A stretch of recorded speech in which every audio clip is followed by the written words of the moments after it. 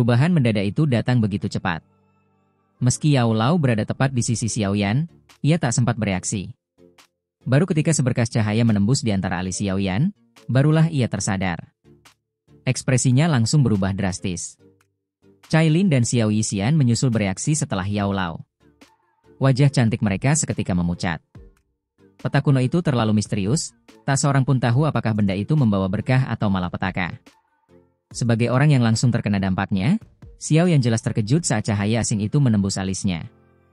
Namun, ia cepat menenangkan diri. Ia memejamkan mata, mengendalikan kekuatan spiritualnya untuk mengamati titik itu. Dalam sekejap, ia menemukan segumpal cahaya seukuran kepalan tangan menggantung tepat di bawah alisnya. Xiao Yan yakin, cahaya itu bukan bagian dari dirinya. Ia bahkan belum pernah merasakannya sebelumnya. Jelas, benda misterius itu adalah sesuatu yang baru saja keluar dari peta kuno dan masuk ke dalam tubuhnya.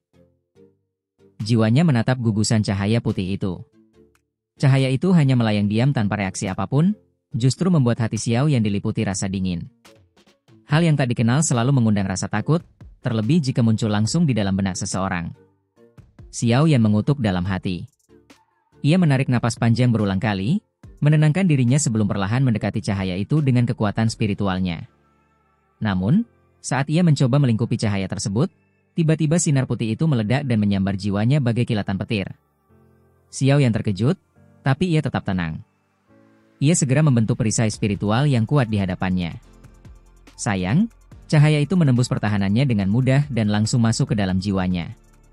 Seketika tubuh Xiao Yan menegang, wajahnya dipenuhi rasa sakit. Yao Lao terperanjat. Ia segera menekan kepala Xiao Yan, bersiap menyerbu masuk dengan kekuatan spiritualnya. Namun, sebelum ia sempat bertindak, Xiao Yan mendadak membuka mata dan terengah-engah. "Ada apa?" tanya Yao Lao cemas. Xiao Yan menggeleng pelan. "Aku tak tahu. Cahaya itu berada di sini." Ia menunjuk alisnya. "Aku sudah mencoba berkali-kali, tapi tak bisa menyentuhnya. Ia hanya diam di sana." Yao Lao terdiam sejenak, lalu tiba-tiba bertanya, "Berapa umurmu saat pertama kali kita bertemu?" 15, Xiao Yan menatapnya heran. Yao Lao menghela napas lega. "Syukurlah, kupikir kau dirasuki roh kuno. Beberapa ahli besar meski tubuhnya hancur, rohnya bisa saja bertahan dan merebut tubuh orang lain. Kalau itu yang terjadi, keadaannya akan jauh lebih berbahaya." Xiao Yan hanya bisa tersenyum pahit. "Apa sebenarnya yang kau rasakan?" tanya Yao Lao serius. Xiao Yan mengusap alisnya, lalu berkata pelan, "Aku hanya mendapat sedikit informasi, 4 kata." "Apa itu?" "Saint Lotus Iblis Pemurni." Yao Lao terhenyak. Ia duduk termenung, merenungi nama itu cukup lama. Sementara Xiao Yan, Cailin, dan Xiao Yixian hanya bisa saling pandang menunggu. 10 menit berlalu, Yao Lao akhirnya menghela napas. "Jika dugaanku benar, Saint Lotus Iblis Pemurni adalah seorang ahli besar dari 10.000 tahun lalu. Lebih dari itu, dialah pemilik api teratai iblis pemurni." "Pemilik api teratai iblis pemurni?" Xiao Yan dan kedua gadis itu terperangah. Yao Lao mengangguk. Ia adalah tokoh yang sangat terkenal. Menurut catatan kuno, dia bahkan dianggap sebagai sosok yang paling mendekati tingkat Doudi di masanya. Mendengar itu, Xiao Yan tak kuasa mengepalkan tinjunya. Seorang ahli yang hampir mencapai Doudi? Tak heran ia menyandang gelar sebesar itu. Mungkin cahaya di dahimu adalah peninggalannya. Yao Lao tersenyum getir. "Aku pun tidak sepenuhnya mengerti, tapi menurut catatan, meski sedikit eksentrik, ia bukan orang yang kejam. Jadi, seharusnya benda itu tidak akan membahayakanmu." Xiao Yan hanya bisa berharap demikian. Untungnya, ia tak merasakan ancaman apapun dari cahaya misterius itu. "Mari kita biarkan dulu," ujar Yao Lao, menepuk bahunya. "Yang lebih penting, dalam 3 tahun ke depan, kau harus menembus ke tingkat Dousheng. Jika tidak, saat menghadapi api teratai iblis pemurni, kau hanya akan menjadi budak apinya." Kata-kata itu membuat Xiao Yan terdiam. Ia sangat paham apa arti budak api. Bahkan 3.000 api terbakar pun tak memiliki kemampuan itu, artinya hanya api surgawi peringkat teratas yang bisa melakukannya. Cailin kemudian angkat bicara, "Kalau begitu, Satu-satunya jalan adalah membuat Xiao Yan mencapai Dousheng dalam 3 tahun? Benar. Yao Lao mengangguk. Dan peluangnya kecil. Satu-satunya harapanmu adalah pohon kuno Bodhisattva. Hanya dengan hati Bodhisattva kau bisa menembus Dousheng dalam waktu sesingkat itu. Pohon kuno Bodhisattva ada di wilayah tanah terlantar kuno. Xiao Yan menghela napas panjang. Itu tanah terlarang bagi manusia, luas dan penuh bahaya. Namun Yao Lao menatapnya serius. Kau memiliki benih Bodhisattva. Itu keunggulanmu. Jika ingin menguasai api teratai iblis pemurni, kau harus mendapatkan hati Bodhisattva. Xiao Yan tak bisa mengelak. Ia hanya bisa mengangguk. Kalau begitu, mari kembali ke paviliun bintang jatuh. Kita perlu menyusun rencana. Begitu berita pohon kuno Bodhisattva tersebar, seluruh dataran tengah akan berguncang. Dan saat itu tiba, nasibmu mencapai Dousheng akan bergantung sepenuhnya pada pohon kuno Bodhisattva. Setelah membuat keputusan, kelompok Xiao Yan tidak tinggal diam. Mereka segera kembali ke paviliun bintang jatuh dan beristirahat di sana selama 2 hari. Dalam waktu singkat, kabar tentang kemunculan pohon kuno Bodhisattva menyebar bagaikan badai, mengguncang seluruh dataran tengah. Nama sederhana itu saja sudah cukup untuk membuat seluruh benua bergetar. Bahkan para ahli tua yang biasanya bersembunyi dalam pengasingan kini bermunculan. Meski wilayah tanah terlantar kuno dikenal sebagai tempat berbahaya, daya tarik dari pohon kuno Bodhisattva jauh lebih besar daripada rasa takut akan kematian. Semua orang tahu, peluang sekecil apapun yang bisa mengantar seseorang menembus ke tingkat Dousheng, pasti akan dikejar tanpa ragu, meski harus menjerumuskan diri ke dalam api sekalipun. Tidak mengherankan bila berita ini menimbulkan kekacauan besar di seluruh dataran tengah. Sementara itu, setelah pulih sebagian dari lukanya, Xiao Yan memilih mengasingkan diri di sebuah ruangan sunyi. Ia teringat pada peringatan Yao Lao mengenai api teratai iblis pemurni. Dengan pengalaman dan kebijaksanaan gurunya, Xiao Yan tahu bahwa selama ia belum mencapai tingkat Dousheng, mustahil baginya menyentuh api surgawi itu. Maka, target barunya kini jelas, hati Bodhisattva yang tersembunyi di dalam pohon kuno Bodhisattva. Jika ia ingin mencapai Dousheng dalam waktu 3 tahun, maka ia harus mendapatkan kekuatan dari hati Bodhisattva. Tanpa itu, semua usahanya akan sia-sia. Xiao yang tidak bisa membiarkan dirinya hanya menjadi penonton ketika api teratai iblis pemurni muncul. Namun, perebutan ini bukanlah perkara mudah. Pohon kuno Bodhisattva telah menarik perhatian tak terhitung banyaknya faksi, bahkan mungkin para iblis tua yang lebih kuat daripada Tian Hizi. Xiao Yan harus meningkatkan kekuatannya secepat mungkin. Cara tercepat adalah dengan mempelajari teknik Do kelas tinggi. Kali ini, ia berniat menguasai tubuh kaca King Kong, sebuah Do skill kelas Tian yang baru saja ia dapatkan. Di dalam ruangan terpencil itu, aroma cendana memenuhi udara. Xiao yang duduk bersila di atas ranjang batu. Sebuah gulungan berwarna emas tua muncul di tangannya, dengan tulisan kuno yang bercahaya. Tubuh kaca King Kong. Dengan tenang, ia menempelkan gulungan itu di dahinya. Cahaya keemasan segera meledak keluar, dan informasi yang amat banyak mengalir deras ke dalam benaknya.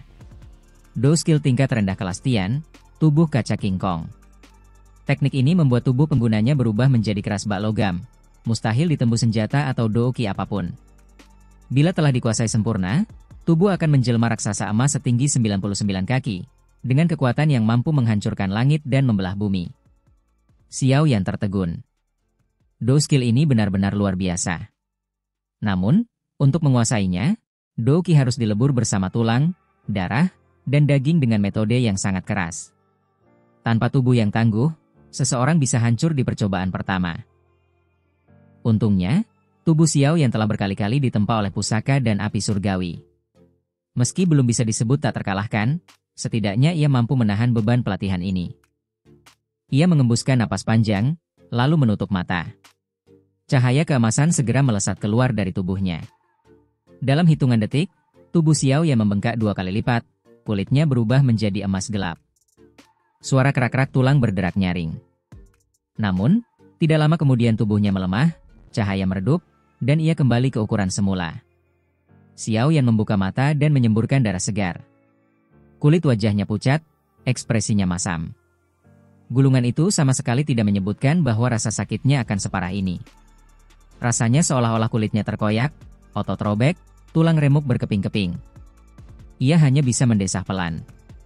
Pantas saja teknik ini menuntut tubuh yang luar biasa. Kalau orang lain yang mencobanya, mungkin sudah hancur di percobaan pertama. Meski sakitnya luar biasa, Xiao Yan tahu ia tidak punya pilihan. Kekuatan besar selalu datang dengan harga yang mahal. Hari demi hari berlalu. Tubuhnya terus membengkak dan menyusut berulang kali. Darah segar berkali-kali menyembur dari mulutnya. Namun, seiring waktu, jumlah darah itu berkurang. Tubuhnya mulai terbiasa dengan perubahan yang menyiksa itu. Setengah bulan pun lewat. Di luar sana, dataran tengah semakin kacau. Faksi-faksi besar mengirim pasukan menuju wilayah tanah terlantar kuno, meski pasukan inti mereka masih menunggu tanda pasti. Semua menanti kemunculan fenomena yang hanya bisa ditimbulkan oleh pohon kuno Bodhisattva.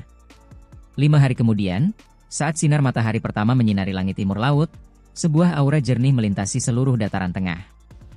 Setiap orang yang merasakannya melihat bayangan pohon kuno menjulang di dalam hati mereka. Pohon kuno Bodhisattva telah bangkit. Dan seluruh dataran tengah pun benar-benar meledak dalam keributan besar.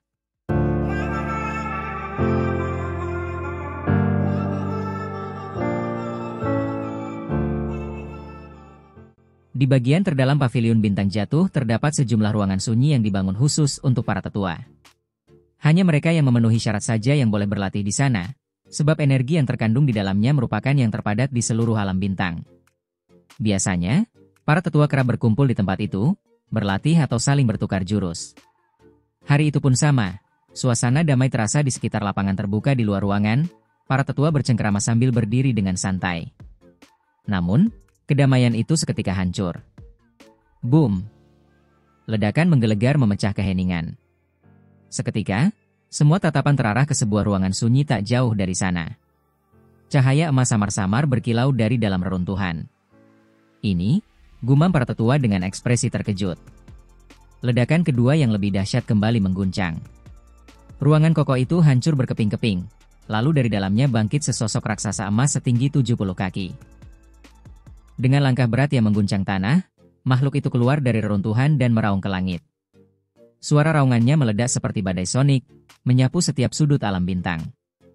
Para tetua yang berada paling dekat langsung terdorong mundur belasan langkah sebelum akhirnya bisa menstabilkan tubuh. Apa itu? Wajah para tetua berubah tegang.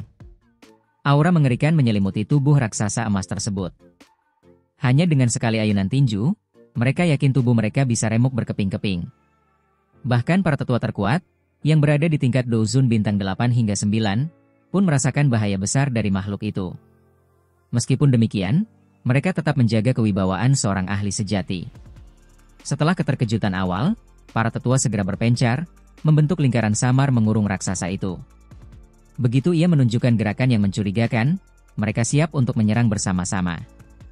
Haha, jadi ini adalah tubuh kaca King Kong. Benar-benar unik.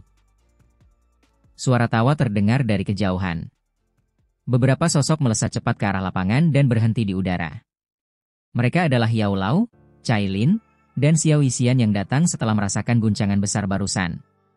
Begitu Yao Lao muncul, para tetua segera memberi hormat.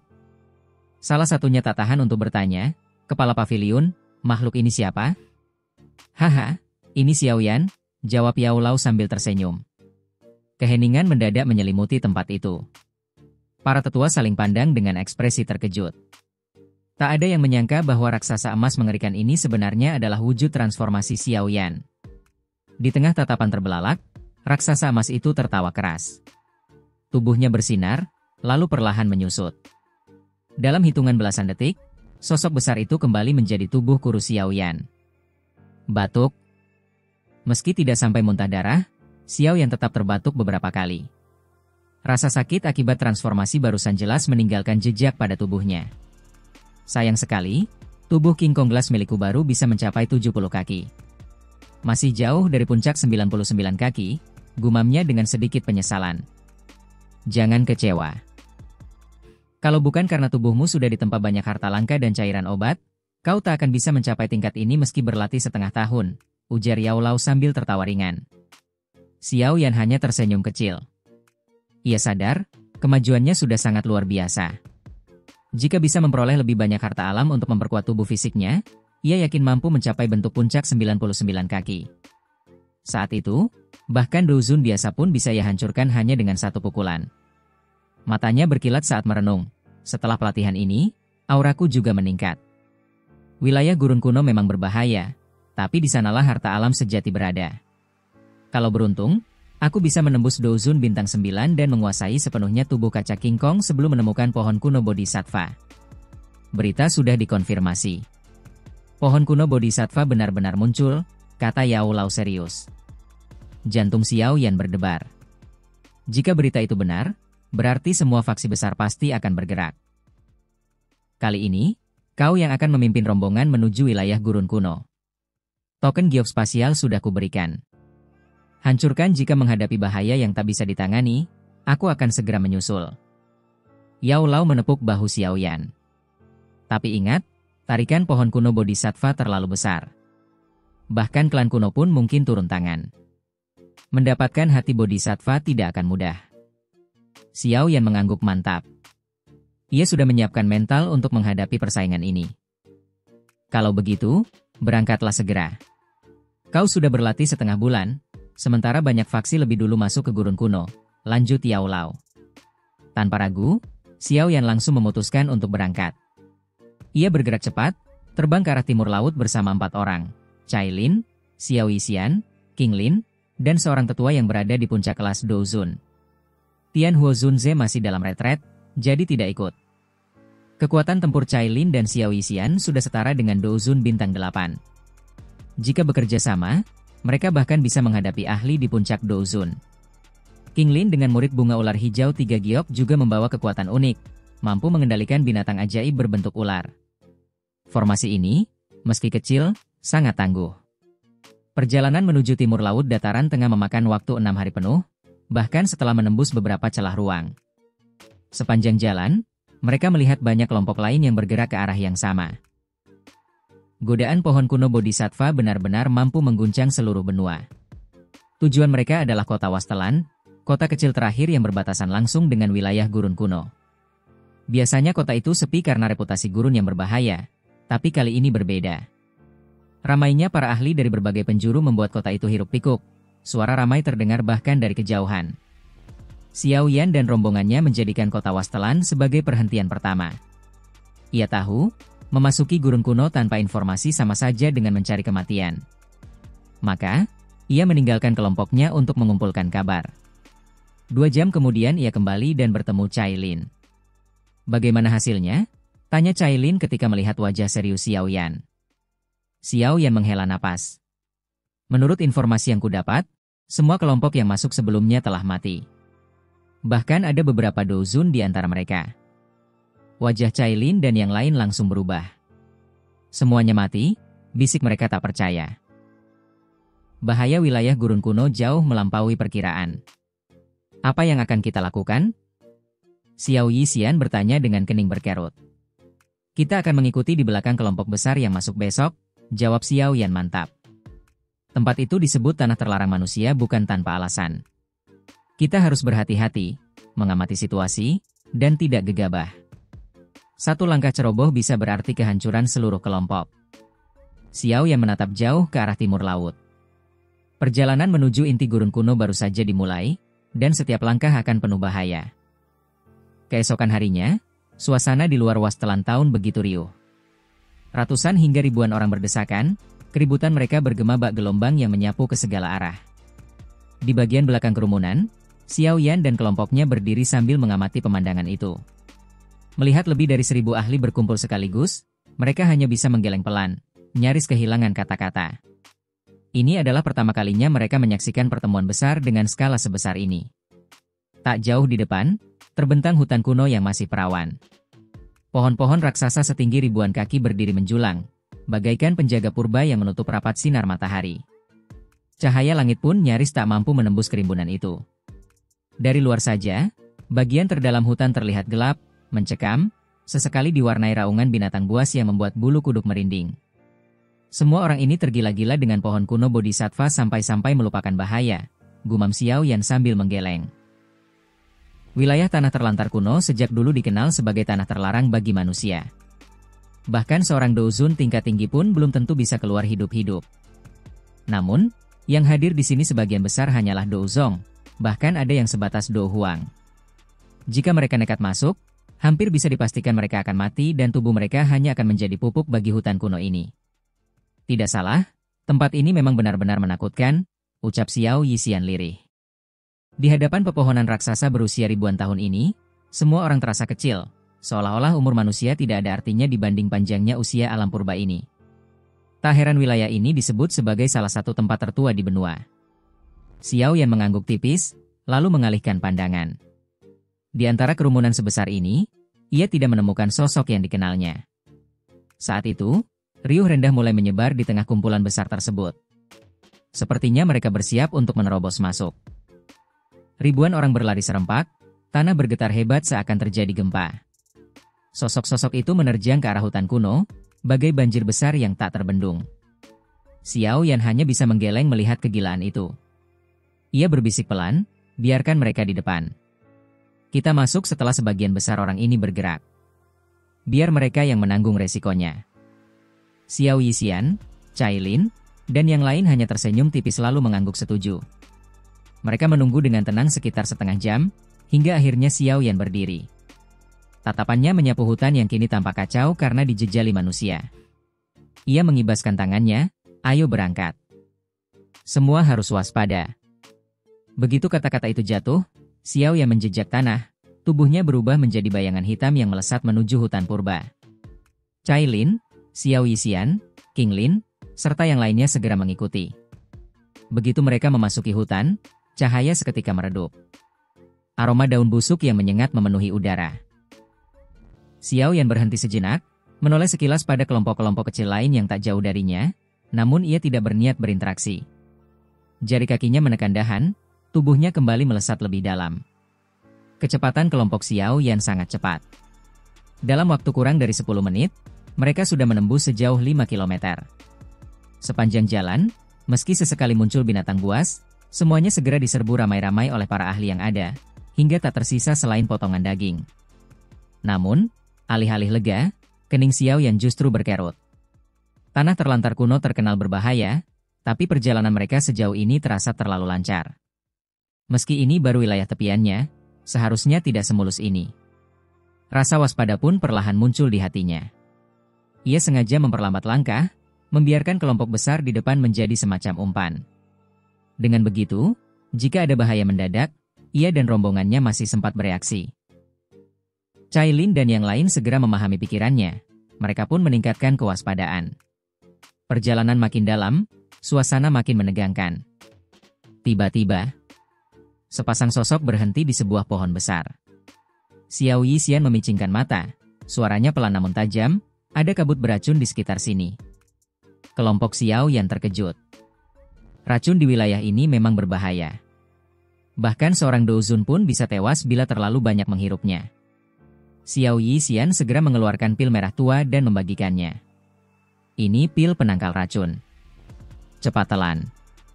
Racun di sini tidak bisa diremehkan. Xiao Yan mengambilnya tanpa banyak bicara, menelan pil itu begitu saja. Belum sempat ia menambahkan sesuatu, suara jeritan memilukan terdengar dari arah depan. Kerumunan besar itu mendadak kacau balau. Sepertinya ada yang terkena racun, Xiao Yan hanya bisa menggeleng. Uap beracun ini terlalu mematikan. Sedikit saja lengah, nyawa taruhannya. Mereka mempercepat langkah.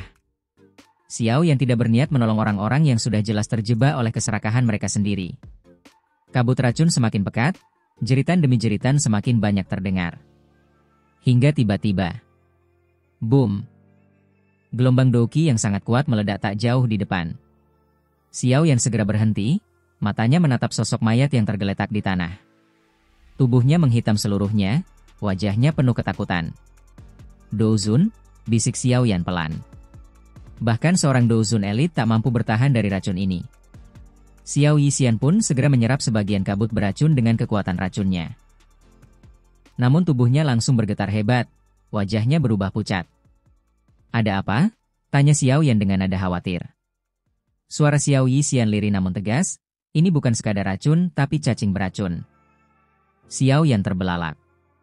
Ia tidak melihat apapun di udara, namun ia tahu jika Xiao Yixian yang bicara, maka kebenarannya mutlak. Cacing ini terlalu kecil, tak bisa dilihat mata telanjang. Begitu seseorang menghirup kabut, jutaan cacing itu akan masuk ke tubuhnya dan merusak dari dalam. Tubuh Xiao Yan spontan menyebarkan api surgawi. Api membakar setiap pembuluh darahnya, dan suara, kicau, mengerikan terdengar ketika cacing-cacing itu hangus seketika. Abu hitam keluar dari pori-porinya, tanda cacing itu benar-benar musnah. Xiao Yan lalu menggunakan api surgawi pada Cai Lin, King Lin, dan lainnya. Tubuh mereka pun mengeluarkan suara lengkingan tipis saat cacing-cacing itu terbakar, membuat bulu kuduk merinding. Jangan keluar dari area radius 50 kaki di sekitarku, seru Xiao Yan dengan nada serius. Api surgawi yang berkobar di atas kepalanya memancarkan suhu mengerikan, menciptakan lapisan pelindung yang membuat kabut beracun tak berani mendekat. Xiao Yan menarik napas panjang, hanya kabut racun ini saja sudah cukup untuk menyingkirkan 80% orang. Tanah terlantar kuno benar-benar sesuai reputasinya. Namun matanya langsung menyala penuh tekad. Tapi, hal ini tidak akan menghentikan kita.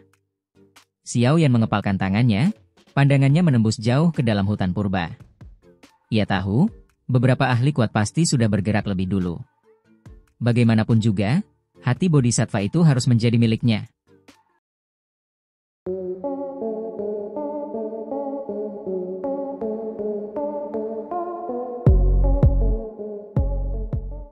Jeritan pilu menggema di hutan berkabut racun, membuat suasana semakin mencekam. Angin berhembus kencang, lalu cahaya api samar muncul di tengah kabut. Aneh sekali, kabut beracun yang biasanya menelan segalanya justru menyusut, membuka jalan lebar. Sepertinya cacing-cacing beracun itu sangat takut pada api surgawi, ucap Xiao Yixian sambil tersenyum. Xiao Yan mengangguk. Kebanyakan makhluk berbisa memang bersifat yin. Api surgawi adalah yang panas dan murni, wajar mereka menghindar. Ia menatap ke depan, batinnya bergumam, wilayah tanah terlantar kuno benar-benar menakutkan. Ini baru bagian luarnya. Kabut mulai menipis, dan Cai Lin yang sejak tadi mengamati sekitar berujar, sepertinya kita hampir keluar dari area ini. Bagus, ayo percepat. Kita sudah tertunda cukup lama. Bisa jadi faksi-faksi besar di dataran tengah sudah lebih dulu masuk ke bagian dalam, ujar Xiao Yan. Dengan satu hentakan kaki, tubuhnya melesat bagai anak panah, diikuti oleh yang lain. Benar saja, kabut beracun akhirnya benar-benar lenyap. Dari atas batu besar, mereka memandang ke depan. Sebuah sungai pegunungan selebar ribuan kaki terbentang, diselimuti kabut. Di seberangnya, barisan gunung menjulang laksana naga purba yang sedang tidur, memancarkan aura kuno dan menekan jiwa. Inilah inti wilayah tanah terlantar kuno, desa Xiao Yan dengan wajah muram. Ia bisa merasakan banyak aura buas dan berbahaya di dalam sana. Tetua King Cheng menambahkan, binatang buas di sini terisolasi sejak zaman kuno. Kekuatan mereka menakutkan, meski tidak secerdas binatang ajaib. Xiao Yan mengeluarkan benih bodhisattva dari telapak tangannya. Ia merasakannya dengan saksama, lalu menatap ke arah barat laut. Pohon kuno bodhisattva ada di arah itu. Tapi jaraknya masih sangat jauh. Tanpa banyak bicara, ia menjejak tanah dan menyeberangi sungai. Cai Lin dan yang lain mengikuti. Mereka tiba di seberang dalam sekejap, namun baru saja mendarat ketika beberapa bayangan hitam menerkam dari balik tanah. Hati-hati, seru Cai Lin. Namun Xiao Yan tetap tenang. Dengan satu kibasan lengan, angin kuat menghantam para penyerang. Dua macan hitam bermata merah jatuh bergemuruh ke tanah. Ada terlalu banyak binatang buas di sini. Lebih baik kita jangan terbang, akan menarik perhatian, ujar Cai Lin dengan kening berkerut. Xiao Yan setuju, dan mereka pun memilih berjalan darat. Tak lama, beberapa sosok lain muncul di udara, mengawasi mereka dari jauh. Xiao Yan hanya melirik sekilas. Mereka kuat, tapi ia enggan berhubungan. Tujuan semua orang sama, pohon kuno bodhisattva, tak ada artinya membentuk aliansi penuh kecurigaan. Mereka melanjutkan perjalanan. Raungan binatang menggema dari kedalaman hutan, disusul ledakan Douki yang menghantam seekor monster raksasa hingga tubuhnya gosong oleh racun. Dari balik hutan, muncullah kelompok Xiao Yan. Untunglah racun masih bisa menaklukkan mereka, ucap Xiao Yixian. Xiao Yan lalu berkata, kita istirahat sebentar, tunggu penatua King Cheng selesai mengintai. Mereka beristirahat, sementara Xiao Yixian bergumam, pohon kuno bodhisattva adalah harta yang terlalu berharga. klan kuno pun tak akan tinggal diam. Anehnya, kita belum bertemu faksi besar lain. Mungkin mereka sudah jauh lebih dulu masuk. Xiao Yan hanya tersenyum tipis. Harta sebesar itu mustahil mudah didapat. Tak lama kemudian, suara angin berdesir, King Cheng kembali. Bagaimana? Tanya Xiao Yan. Depan aman, tapi aku melihat sekelompok orang dari sekte langit mendalam, jawabnya. Mendengar nama itu, wajah Xiao Yan langsung mengeras. Dendam lama masih membara di hatinya. King Cheng melanjutkan, mereka sedang mengintai kelompok lain, sepertinya berniat menyerang diam-diam. Dari penampilannya, korban yang mereka incar adalah murid-murid sekte bunga. Xiao Yan tertegun. Sekte bunga? Mungkinkah Yun Yun ada di dalamnya? Matanya berubah dingin, aura membunuh merembes keluar. Kali ini, sekte langit mendalam tidak akan lolos.